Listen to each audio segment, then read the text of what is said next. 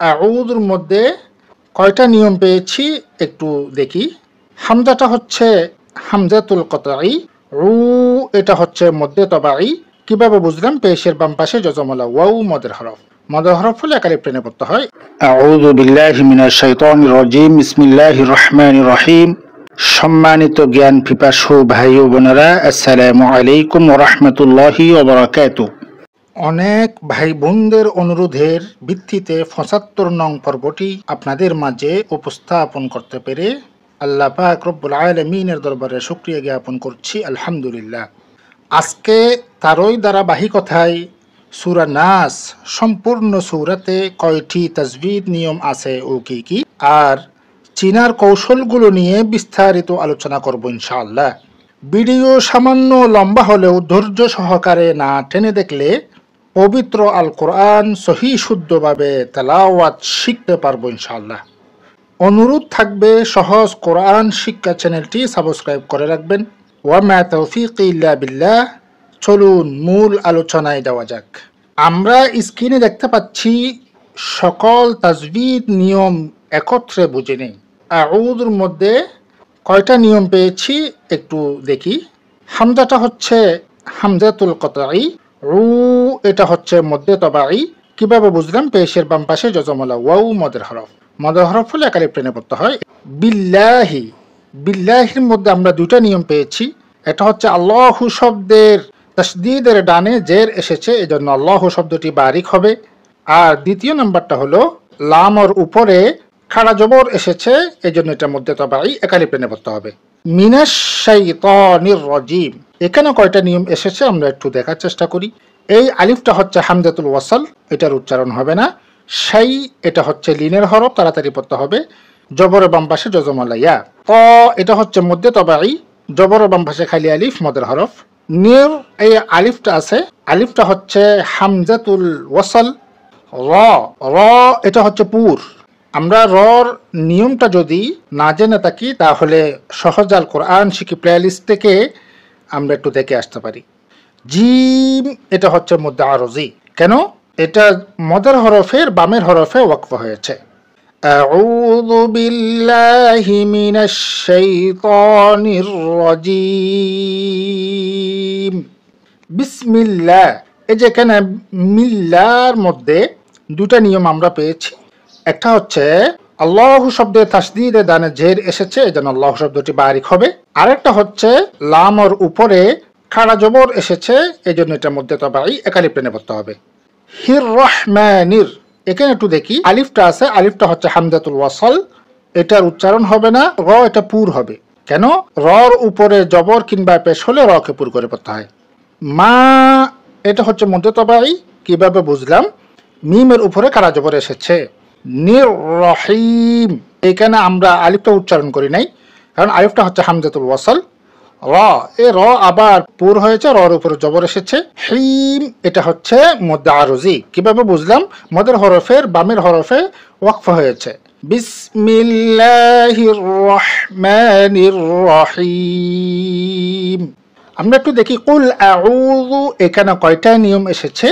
আ এটা হচ্ছে হামজাতুল কতঈ, রু এটা হচ্ছে মধ্যে তবাঈ। কিভাবে বুঝলাম? পেশের বাম পাশে যজমলা ওয়াও। বিরব্বিন নাস, এখানে কয়টা নিয়ম পেলাম। এই হামজাটা হচ্ছে হামজাতুল ওয়াসল, এই নুনের মধ্যে তাসদীদ এসেছে, এজন্য এটা হচ্ছে ওয়াজিব গুন্না। নুন এবং মিম তাসদীদ হলে ওয়াজিব গুন্না। আমরা যদি না জেনে থাকি তাহলে প্লেলিস্ট থেকে দেখে আসতে পারি। নাস এটা হচ্ছে মধ্যে আরজি। কিভাবে? মদের হরফের বামা হরফে ওয়াকফ হয়েছে। কুল আউযু বিরাব্বিন নাস মালিকিন নাস, এখানে কয়টা নিয়ম এসেছে আমরা একটু দেখি।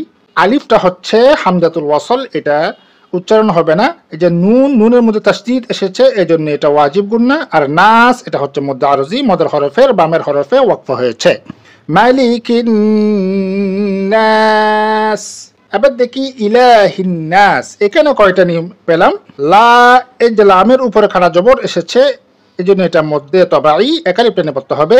হিন এটা এখানে যে হামজাটা আছে হামজাটা হচ্ছে হামজাতুল ওয়াসল, আর নুনের উপরে তাসদিদ এসেছে এই জন্য এটা ওয়াজিব গুন্না। আর নাস এটা হচ্ছে মুদ্দা আরজি, মদের হরফের বামের হরফে ওয়াকফ হয়েছে। ইলাহিন নাস মিন শাররিল ওয়াসওয়াসিল খান্নাস। এখানে কয়টা নিয়ম এসেছে আমরা একটু দেখার চেষ্টা করি। এই যে মিউ এটা হচ্ছে ইখফা, কিভাবে বুঝলাম? নুন সাকিনে পরে শিন এসেছে, ইখফার হরফ।